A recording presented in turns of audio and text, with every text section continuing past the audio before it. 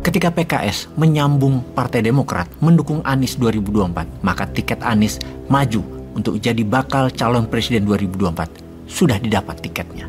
Pasti membuat dua kelompok lainnya jadi tambah panik. Kelompok itu adalah kelompok Istana dan PDIP yang masing-masing punya rencana sendiri di tahun 2024. Kita tahu KIB yang isinya Golkar, PAN, dan P3 yang didukung Istana punya jagoan yang namanya Pak Ganjar. Sementara PDIP bisa mencalonkan sendiri, belum pede menampilkan calonnya jauh-jauh hari dari sekarang.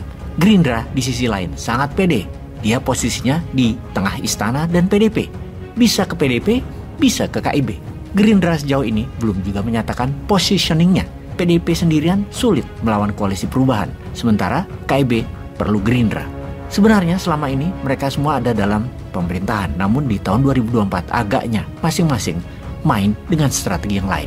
Sementara itu skenario apapun masih bisa dimainkan, termasuk tahun 2024 tersebut dibatalkan, tidak ada pilpres dengan risiko chaos tentunya. Kita ke skenario tidak ada di tahun 2024 pilpres tersebut yang mungkin perlu ide-ide lain atau saran lain. Sejauh ini ramalan resesi 2023 belum berdampak ke Indonesia. Sejauh ini harga-harga di pasar terkendali. Sejauh ini daya beli masyarakat masih kuat. Sejauh ini tidak ada pemutusan kerja. Sejauh ini tidak ada kelangkaan barang kebutuhan utama termasuk BBM. Akankah hembusan isu resesi 2023 adalah strategi agar dianggap negara tidak aman, negara tidak punya dana, sehingga ada baiknya pemilu dan pilpres geser ke tahun 2027? Rencana perpanjangan jabatan bukan skenario ujuk-ujuk, tetapi rencana jangka panjang yang sudah didesain lama. Ketika pandemi 2020 terjadi, diambil peluang dengan membangun narasi sebagai negara dalam keadaan darurat. Darurat ekonomi, darurat kesehatan.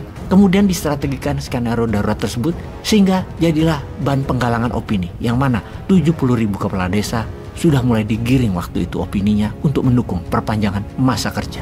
Ternyata tidak panjang masa pandeminya. Di tahun 2021 pertengahan sudah mereda. Lalu dicoba membangun lagi opini bahwa tahun 2023 nanti akan ada resesi, akan ada deflasi. Kampanyenya kencang di mana-mana.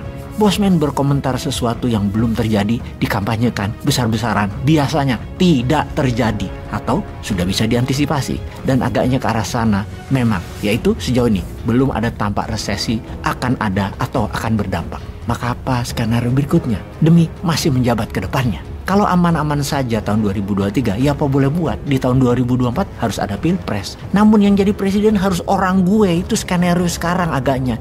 Itu yang terasa sekali sekarang ini. Salah satu strategi agar abadi menjabat atau orangnya Istana yang menjabat seterusnya, ada batu sandungan.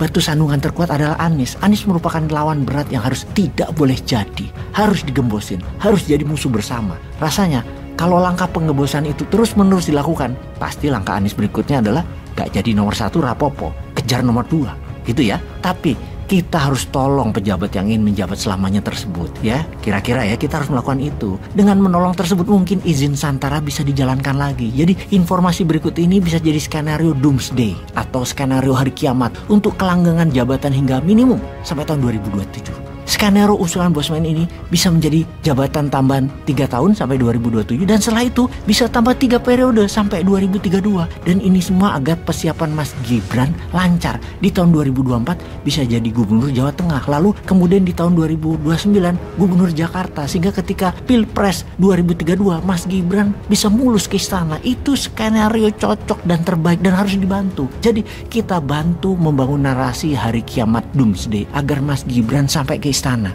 Sekali lagi, kalau resesi tidak kena di Indonesia pada tahun 2023, maka kita pakai isu XBB poin 1.5. Pakailah infovirus ini agar terjadi ketidakamanan dan perlu penanganan segera. XBB lebih mematikan.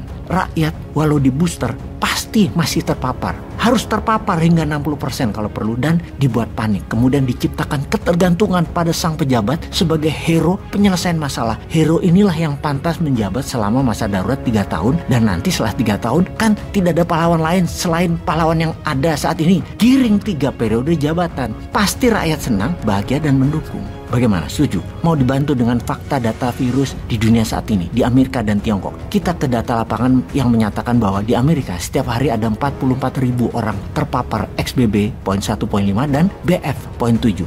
Data ini data di Amerika sejak 15 Januari hingga data kemarin tanggal 28 Januari 2023. Sejauh ini ada 5.302 pasien ICU di data dari NBC. Ini bertambah ngeri jika statistik dibandingkan angka keterpaparan di tahun 2020. Tingkat kematiannya adalah 44% meningkatnya. Wilayah yang terkena dampak saat ini di negara bagian Connecticut, Delaware, North Carolina, Texas, New Jersey, dan 5 negara bagian lain. Data ini dibanding peristiwa yang sama di tahun 2020, angkanya meningkat drastis, yaitu rata-rata di setiap negara bagian yang terpapar presentasinya meningkat 28%. Saat ini subvarian XBB sudah terdata di 25 negara di luar Tiongkok. Sementara di Tiongkok, selama 6 bulan ini yang berperang dengan Zero Covid Policy, akhirnya Tiongkok menyerah. Akhirnya dilepas masyarakatnya. Mungkin agar terjadi herd imunitas karena vaksin terbukti tidak efektif. Hingga keterpaparan saat ini di semua kota besar Tiongkok adalah 90% manusia terpapar dengan jumlah meninggal mendekati angka 160.000 orang setiap bulannya karena efek XBB ini. Jadi kita ingatkan kepada incumbent, XBB adalah solusi. Untuk itu permudah dan perbanyak saja tenaga kerja asing dari Tiongkok untuk lebih banyak lagi masuk ke Wakanda agar keterpaparan ini bisa menjadi bahan buat solusi menjabat lebih lama lagi, juga agar semua sesuai dengan rencana selamanya berkuasa. Bismillah, Komisaris di Mars.